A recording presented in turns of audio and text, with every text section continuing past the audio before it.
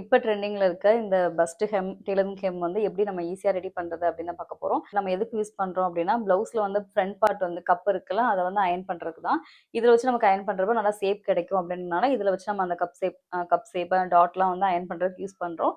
Only fabric மட்டும் தான் அதுல வச்சு பண்ணியிருக்கேன். ரொம்ப ஈஸியான ஒரு 15 மினிட்ஸ்ல நீங்க ரெடி பண்ணிடலாம். 2 ரெடி பண்ணியிருக்கேன். ஒன்னு வந்து ஸ்மால் சைஸ், ஒன்னு பெரிய சைஸ். இதுல வந்து நமக்கு தேவையான சைஸ் நீங்க ரெடி பண்ணிக்கலாம். நம்மளா ஓனா பண்றப்ப இந்த மாதிரி டிஃப்ரெண்ட் கலர் கொடுத்து நான் வந்து டெய்லரிங் ஹெம் வந்து ரெடி பண்ணியிருக்கேன்.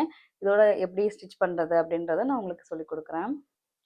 இப்போ பஸ்ட் ஹெம் ரெடி பண்ணுறதுக்கு நம்ம 2 ஃபேப்ரிக் எடுத்துக்கோங்க. இதோட நீளமும் அகலமும் வந்து 10 இன்ச் எடுத்துக்கிறேன். உங்களுக்கு சின்ன சைஸ் வேணும் அப்படின்னா நீங்கள் ஒரு 8 இன்ச்சு 7 இன்ச் கூட நீள அகலம் எடுத்துக்கலாம். இப்போ நம்ம ஒரு சர்க்கிள் கட் பண்ணுவோம். அந்த சர்க்கிளை பொறுத்து தான் உங்களோட அந்த பஸ்ட் ஹெம்மோட சைஸ் வரும். உங்களுக்கு சின்னதாக வேணும் அப்படின்னா நீங்கள் வந்து ஒரு 8 இன்ச்சு ஃபேப்ரிக் எடுத்துக்கோங்க நீள அகலம், இல்லை 7 இன்ச் அந்த சைஸ் வந்து கம்மியாகும். இப்போ நான் சர்க்கிள் கட் பண்ணதுக்கப்புறம் உங்களுக்கே ஒரு அளவு தோணும் எவ்வளோ சைஸ் இருந்தால் கரெக்டாக இருக்குன்றது. ஃபஸ்ட்டு வந்து ஒரு தடவை ஃபோல்டு பண்ணியிருக்கேன். அப்போ வந்து பார்த்திங்கன்னா மொத்தம் 4 லேயர்ஸ் ஃபேப்ரிக் இருக்கும். 2 ஃபேப்ரிக் ஒன்றா வச்சு ஃபோல்டு பண்ணுறேன். இப்போ திருப்பி ஒரு தடவை ஃபோல்டு பண்ணுறேன். இப்போ வந்து பார்த்திங்கன்னா நீங்கள் கவுண்ட் பண்ணி பார்க்குறப்போ மொத்தம் 8 லேயர்ஸ் ஃபேப்ரிக் இருக்கும். சதுரமாக ஃபோல்டு பண்ணியிருக்கோம்.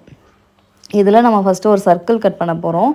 சர்க்கிளுக்கு வந்துட்டு உங்களுக்கு எந்த அளவுக்கு வேணும், இப்போ வந்து உங்களுக்கு ஒரு 8 இன்ச்சுக்கு வேணும், ஒரு 4 இன்ச்சு வேணும் அப்படின்னா நீங்கள் 4 இன்ச்சு மார்க் பண்ணணும். இப்போ பாருங்கள், இப்போ 4 இன்ச்சு உங்களுக்கு தேவை அப்படின்னா நீங்கள் 8 இன்ச்சு ஃபேப்ரிக் எடுக்கணும். நான் வந்து கட் பண்ணுறது கொஞ்சம் ஈஸியாக இருக்கட்டும் அப்படின்றதுக்காக நான் கொஞ்சம் எக்ஸ்ட்ரா எடுத்துருந்தேன். இப்போ நம்ம எடுக்கிறதுக்கு 8 இன்ச்சு ஃபேப்ரிக் இருந்தாலே போதும். இப்போ மார்க் பண்ணுறப்ப கொஞ்சம் தள்ளி அது பக்கம் துணி இருந்தால் கரெக்டாக இருக்கும் அப்படின்றதுக்காக ரஃபாக ஃபேப்ரிக் எடுத்திருக்கேன். 8 இன்ச்சு 8 இன்ட்டு 8 அந்த அளவுக்கு நீங்கள் ஃபேப்ரிக் நீளம் 8 அகலம் 8 இந்த மாதிரி எடுத்துக்கலாம். இதே நான் ஸ்மால் சைஸ் வேணும் அப்படின்னா நீங்கள் 7 எடுத்துக்கலாம். இப்போ நான் வந்து 4.5 இன்ச் எடுத்துக்கிறேன். இந்த 4.5 இன்ச் எதுக்கு எடுத்துக்கிறேன் அப்படின்னா, நான் வந்து தையலுக்காக இப்போ எனக்கு வந்து 4 இன்ச் வேணும், இந்த பஸ்ட் ஹெம் வந்து 4 இன்ச் அகலம் வேணும் அப்படின்னு நினச்சேன்னா எனக்கு வந்து தையலுக்கு வந்து ஒரு 1/2 இன்ச் கொடுத்துருக்கேன். அப்போ 4.5. இப்போ உங்களுக்கு 3 வேணும் அப்படின்னா நீங்கள் 3.5 கொடுத்துக்கலாம். இப்போ வந்து ஃபுல்லாக வந்துட்டு நான் ஒரு சர்க்கிள் மாதிரி போட்டு கட் பண்ண போகிறேன். இப்போ 4.5 மார்க் பண்ணிட்டு ஃபுல்லாக வந்து கட் பண்ணிக்கோங்க.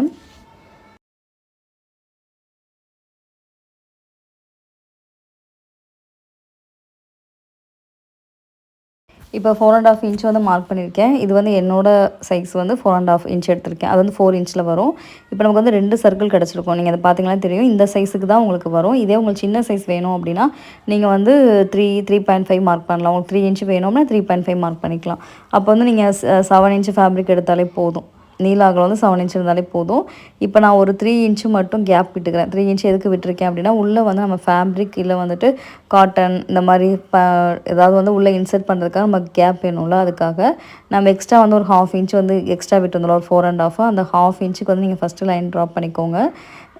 நம்ம எப்படி சர்க்கிள் இருக்கோ அதே மாதிரி ட்ராப் பண்ணிட்டீங்க அப்படின்னா உங்களுக்கு தைக்கிறப்ப கொஞ்சம் ஈஸியாக இருக்கும்.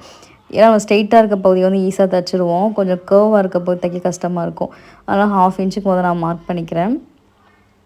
இப்போ நம்ம மார்க் பண்ணதுக்கப்புறம் தைச்சி எடுத்துக்கலாம். இப்போ மேலே இருக்கிறது வந்து ராங் சைடு, 2 பக்கமும் ராங் சைடு, உள்ளே இருக்கிறது வந்து ரைட் சைடு. அப்படின்னா தான் நீங்கள் தைச்சதுக்கப்புறம் அது வெளியில் வரும். இப்போ வந்து நம்ம ஃபுல்லாக வந்துட்டு நம்ம மார்க் பண்ண லைன் அந்த 1/2 இன்ச் லைன் இருக்குது பார்த்திங்களா, அதில் ஃபுல்லாக நான் வந்து கர்வாக தைச்சி எடுத்துக்கிறேன். 1/2 இன்ச் மார்க் பண்ணிக்க உங்களுக்கு பார்த்தீங்களான்னு தெரியும். 1/2 இன்ச்சில் வந்து நான் தையல் போட்டு எடுத்துக்கிறேன். உங்களுக்கு கொஞ்சம் பெரிய சைஸாக வேணுன்றப்ப ஒரு 8 இன்ச் எடுத்திங்கன்னா உங்களுக்கு வந்து 4 இன்ச் சர்க்கிள் வரும். இதே வந்து உங்களுக்கு 3 இன்ச் வேணும் 3 இன்ச் வேணும் அப்படின்னா நீங்கள் 7 இன்ச் ஃபேப்ரிக் எடுத்திங்கன்னா கரெக்டாக இருக்கும். இப்போ கொஞ்சம் கேப் விட்டுக்கோங்க. இப்போ வந்து ஃபுல்லாக வந்து கட் பண்ணி விடணும். வந்து நெக் திருப்புறப்பெல்லாம் கட் பண்ணி விடணும். நாச்சஸ் கொடுத்து கட் பண்ணுவோம்ல, அதை கட் பண்ண போகிறோம். இது வந்து ரொம்ப ஈஸியான மெத்தடில் தான் நான் ரெடி பண்ணியிருக்கேன். அதனால் நீங்கள் பிகினரும் ஈஸியாக தைக்க முடியும். இந்த மாதிரி கிராஸாக வந்து கட் பண்ணி விடுங்க. கட் பண்ணிவிட்டு நம்ம வெளிப்பக்கமாக இருக்கிறத அப்படியே உள்பக்கமாக டர்ன் பண்ண போகிறோம்.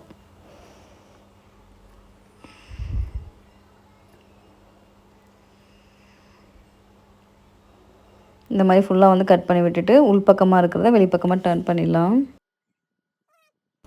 இப்போ உள்பக்கம் வந்தது வெளிப்பக்கமாக வந்துருச்சு. இப்போ உங்களுக்கு பார்த்தீங்கனாலே தெரியும் எல்லா பக்கமும் க்ளோஸ்டாக இருக்கும். சப்போஸ் சரியாக வரலன்னா நல்லா எடுத்து விடுங்க.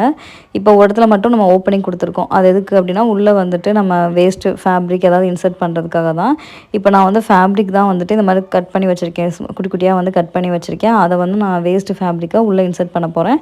அப்படி இல்லை உங்கள்கிட்ட இந்த காட்டன் துணி பஞ்செலாம் இருக்கும்ல, அந்த மாதிரி நீங்கள் யூஸ் பண்ணிக்கலாம். உங்கள்கிட்ட பஞ்சு இருக்குது, காட்டன் பஞ்சு இருக்குது அப்படின்னா நீங்கள் அதை யூஸ் பண்ணலாம். அப்படி இல்லைனா இந்த மாதிரி ஃபேப்ரிக் யூஸ் பண்ணிக்கோங்க. வேஸ்ட்டு ஃபேப்ரிக் நம்மகிட்ட நிறையா இருக்கும். நம்ம டெய்லரிங் பண்ணுறப்ப ரிமைனிங் ஃபேப்ரிக் நிறையா இருக்கும். அதை வந்து இந்த மாதிரி உள்ளே நிறையா இன்சர்ட் பண்ணிடுங்க. நல்லா டைட்டாக இருக்கிற வரைக்கும் இன்சர்ட் பண்ணுங்கள். ரொம்ப லூஸாக இருக்கக்கூடாது. அப்போ தான் நீங்கள் அயன் பண்ணுறப்ப நல்லா இதாக இருக்கும். அதனால் நல்லா கையை வச்சு உள்ளே இன்சர்ட் பண்ணிக்கோங்க. இப்போ உங்ககிட்ட ஏதாவது பழைய பொம்மை இருக்குது அப்படின்னா அதுக்குள்ளே இந்த மாதிரி பஞ்சு இருக்கும். காட்டன் பஞ்சு இல்லை ரெக்ரான் பஞ்சு இந்த மாதிரிலாம் இருக்கும். அது கூட நீங்கள் இன்சர்ட் பண்ணலாம். இப்போ நல்லா உள்ளே ஃபுல்லாக நம்ம டைட்டாக வந்துட்டு உள்ளே இன்சர்ட் பண்ணிட்டோம் ஃபேப்ரிக்கு. இப்போ நான் அந்த ஓப்பனிங் இருக்குது பார்த்தீங்களா, அந்த ஓப்பனிங் இருக்க பகுதியை வந்துட்டு நம்ம கையில் தையல் போடுவோம்ல, கை தையல் போட்டு வந்துட்டு க்ளோஸ் பண்ணிடுங்க. உள்பக்கமாக வந்துட்டு ஒரு 1/2 இன்ச்சு ஃபோல்டு பண்ணிக்கோங்க. ஃபோல்டு பண்ணிவிட்டு நம்ம த்ரெட் எடுத்து எப்போயும் நம்ம ஹேண்ட் ஸ்டிச்சஸ் போடுவோம்ல அதே மாதிரி தையல் போட்டு க்ளோஸ் பண்ணிடுங்க. இப்போ முடிக்கிறப்போ வந்து லாக் ஸ்டிச் போட்டு முடிச்சிடுங்க. இப்போ ஃபுல்லாக நம்ம தச்சு எடுத்துட்டோம். இப்போ நமக்கு வந்து மேலே இருக்க பார்ட் வந்து ரெடி ஆயிடுச்சு. இப்போ பாட்டமில் வந்துட்டு நம்ம கொஞ்சம் ஸ்ட்ரெயிட்டாக இருந்தால் நல்லாயிருக்கும், ஸ்ட்ரெயிட்டாக சர்ஃபேஸ் இருந்தால் நல்லாயிருக்கும் அப்படின்றதுக்காக நம்ம கீழே வந்துட்டு ஒரு போர்டு வச்சு தைக்க போகிறோம். அதுக்கு தான் நம்ம எப்படி கட் பண்ணுறது அப்படின்னு பார்க்கலாம். இப்போ நம்ம வீட்டில் வேஸ்ட்டாக அட்டை இருக்கும்ல அதை எடுத்துக்கோங்க. இப்போ நம்ம ஃபேப்ரிக்கில் கட் பண்ணுறப்ப 4.5 இன்ச் எடுத்தோமா, அதே 4.5 இன்ச் இதில் இருக்கக்கூடாது, ஒரு 1 இன்ச் கம்மி பண்ணிக்கோங்க. இப்போ 4.5 இன்ச்சில் வந்து 1 இன்ச் மைனஸ் பண்ணேன் அப்படின்னா 3.5 இன்ச் வரும். அந்த 3.5 இன்ச்சை வந்துட்டு ஃபுல்லாக நான் வந்து சர்க்கிள் பண்ணி மார்க் பண்ணிக்கிறேன். இப்போ மார்க் பண்ணதுக்கப்புறம் ஃபுல்லாக ட்ரா பண்ணிக்கோங்க. ட்ரா பண்ணிவிட்டு கத்தி வச்சு லைட்டாக ஒரு கோடு மாதிரி போடுங்க அந்த மார்க் பண்ண இடத்துலையும். அதுக்கப்புறம் நீங்கள் கட் பண்ணலாம். ஃபஸ்ட்டே நீங்கள் கட் பண்ண முடியாது. ஃபஸ்ட்டு ஒரு கோடு மாதிரி போட்டுக்கோங்க அமுக்கி. அதுக்கப்புறம் வந்துட்டு உள்ளே கத்தியை விட்டுட்டு லைட்டாக நீங்கள் கட் பண்ணி விட்டுடலாம். அப்போ வந்து உங்களுக்கு ஈஸியாக வந்து ரிமூவ் ஆகும். இப்போ நான் பண்ணுறேன் பார்த்தீங்கன்னா இதே மாதிரி கத்தி உள்ளே இன்சர்ட் பண்ணுறப்போ உங்களுக்கு ஈஸியாக வந்துடும். இந்த மாதிரி போர்டு கீழே வைக்கிறப்ப நமக்கு வந்து கீழ் பக்கம் வந்து ஸ்ட்ரெயிட் சர்ஃபேஸ் கிடைக்கும். அதுக்காக தான் இந்த மாதிரி போர்டு வைக்கிறோம்.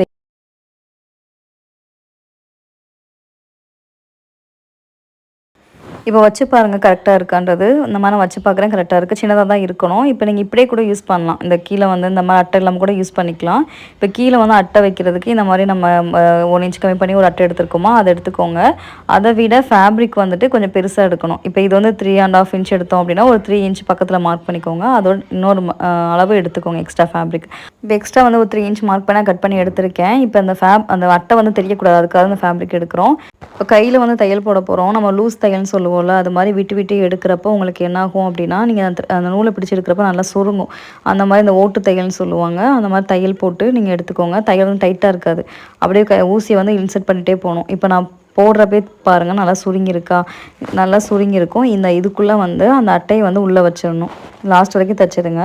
லாஸ்ட் வரைக்கும் தைச்சி எடுத்ததுக்கப்புறம் நம்ம ஏற்கனவே கட் பண்ணி வச்சுருந்தோம்ல அந்த சர்க்கிள் அட்டை அதை வந்து அதுக்குள்ளே வச்சுருங்க. இப்போ உள்ளே வச்சதுக்கப்புறம் நமக்கு 2 பக்கம் த்ரெட் இருக்குல்ல, 2 பக்கம் த்ரெட்டையும் நல்லா டைட்டாக பிடிச்சி இழுத்து திருப்பி நல்லா ஒரு டைட் தையல் முடிச்சு போட்டு தையல் போட்டுருங்க. அப்போ தான் டைட்டாக அது பிடிச்சி நிற்கும். அதனால் லூஸ் தையல் போடாமல் முடிச்சு போட்டு தையலை க்ளோஸ் பண்ணிடுங்க. நமக்கு 2 எண்டு இருக்கும். 2 எண்டு த்ரெட்டையும் நல்லா டைட் பண்ணி இந்த மாதிரி தையல் போட்டு க்ளோஸ் பண்ணிக்கோங்க. இப்போ நம்ம கீழே இருக்க பார்ட்டை ஃபினிஷ் பண்ணிட்டோம். இப்போ மேலே இருக்க ரெடி பண்ணி வச்சுருந்தோம்ல அந்த பார்ட்டை இதுக்கு மேலே வைங்க. இதுக்கு மேலே வச்சு அந்த 2 கார்னர் இருக்குது பார்த்தீங்களா, கீழே இருக்க பார்ட்டையும் மேலே இருக்க பார்ட்டையும் நம்ம சேர்த்து தைக்கணும். அது எப்படி தைக்கணும் அப்படின்னு நான் அவங்களுக்கு தைச்சி காமிக்கிறேன். இப்போ கரெக்டாக ஒன்றுக்கு மேலே ஒன்று வச்சுக்கோங்க. வச்சுட்டு கீழே இருக்க அந்த அட்டையோடு சேர்த்து குத்துங்க. அந்த கீழே த்ரெட் இருக்கும் பார்த்திங்களா, அதையும் சேர்த்து இந்த மாதிரி தையல் போட்டுகிட்டே வாங்க. நாட் போட்டு தைக்க வேணாம். இந்த மாதிரி கீழே அட்டை அதுக்கப்புறம் அந்த ஃபேப்ரிக் 2யும் சேர்த்து இந்த மாதிரி நீங்கள் தையல் போட்டுகிட்டே வாங்க. தையல் போடுறப்போ உங்களுக்கு இந்த மாதிரி தான் கிடைக்கும். அந்த கீழே இருக்க ஃபேப்ரிக்கில் தான் நம்ம தைக்கணும். அதனால தான் கம்மியாக எடுக்கிறோம். நீங்கள் வந்து அதிகமாக எடுத்தீங்க அப்படின்னா இந்த மாதிரி வராது. நம்ம வந்து 1 இன்ச் கம்மி பண்ணி எடுத்தோம்ல, 1/2 இன்ச் கம்மி பண்ணி எடுத்தோம். மேலே இருக்க சர்க்கிளோட கீழே இருக்கிறது வந்து 1/2 இன்ச் கம்மியாக எடுத்துருந்தோம். 1 இன்ச் கம்மியாக எடுத்துருந்தோம். தையலுக்கு இப்போ ஒரு 1/2 இன்ச் போதில்ல, அப்போ வந்து 1/2 இன்ச் தான் கணக்கு வரும். கீழே இருக்க ஃபேப்ரிக்கையும் அந்த அட்டையும் சேர்த்து, அந்த அட்டையில் இருக்க ஃபேப்ரிக்கும் அட்டையும் ஃபேப்ரிக்கும் சேர்த்து தான் தைக்கணும். அப்புறம் தான் ஸ்டிஃப் பண்ணிக்கும்.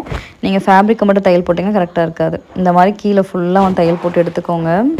இப்போ அந்த கீழே இருக்க ஃபேப்ரிக் மேலே இருக்கிறது அது 2யும் சேர்த்து இந்த மாதிரி நீங்கள் தையல் போடுறப்ப இப்போ நான் காமிச்ச மாதிரி உங்களுக்கு கிடைக்கும். இப்போ நம்ம ஃபுல்லாக வந்துட்டு லாஸ்ட் வரைக்கும் தையல் போட்டு எடுத்துக்கலாம். நீங்கள் அட்டையோட சேர்த்து நான் சொன்ன மாதிரி அட்டையும் அந்த பாட்டமில் இருக்க ஃபேப்ரிக்கும் சேர்த்து நீங்கள் தையல் போடுங்க. அப்படின்னா தான் நமக்கு அந்த மாதிரி இப்போ நான் காமிக்கிற மாதிரி ஷேப் வரும். இப்போ ஃபுல்லாக நம்ம தைச்சி எடுத்துக்கலாம். இப்போ நம்ம லாஸ்ட் வரைக்கும் தைச்சி எடுத்துட்டேன். லாஸ்ட்டு முடிக்கிறப்ப வந்துட்டு முடிச்சு போட்டு முடிச்சிடுங்க. இப்போ நம்ம இது வரைக்கும் வந்து சும்மா விட்டு விட்டு தைச்சிருந்தோம். இப்போ நம்ம ஃபுல்லாக தைச்சதுக்கப்புறம் லாஸ்ட்டு முடிச்சு போடணும். முடிச்சு போகிறது எப்படின்னா, நம்ம நார்மலாக வந்து உள்ளே விட்டு எடுக்கிறப்ப அந்த த்ரெட்டுக்குள்ளே ஊசியை விட்டு எடுத்தீங்க அப்படின்னா அது லாக் விழுந்துடும். இப்போ நான் முடிக்கிறப்ப அந்த ஊசியை உள்ளே விடுறேன் பார்த்தீங்கன்னா, இதுதான் லாக் போட்டு முடிக்கிறது. அப்படி முடிக்கல, லாக் போடலன்னா அது உங்களுக்கு ஓப்பன் ஆயிரும். இப்போ உங்களுக்கு இதில் பார்த்தாலே தெரியும், மேலே வந்து நல்லா பொஃபுன்னு இருக்குது, கீழே வந்து ஃப்ளாட்டாக இருக்குது. இப்போ பஸ்ட்டு ஹெம்ன்றது கீழே வந்துட்டு ஃப்ளாட்டாகவும் மேலே வந்து பொஃபுன்னு இருக்கிறப்ப உங்களுக்கு நல்லா அயன் பண்ணுறதுக்கு நல்லாயிருக்கும் அப்படின்னா இந்த மாதிரி உங்களுக்கு நான் பண்ணியிருக்கேன். இப்போ அதில் ஒன்று சிறுசாகவும் ஒன்று பெருசாகவும் இருக்கிற பாத்திரம் உங்களுக்கு தெரியும். இப்போ வந்து பெரிய சைஸ்லாம் வந்து நான் அயர்ன் பண்ணி காமிக்கிறேன்.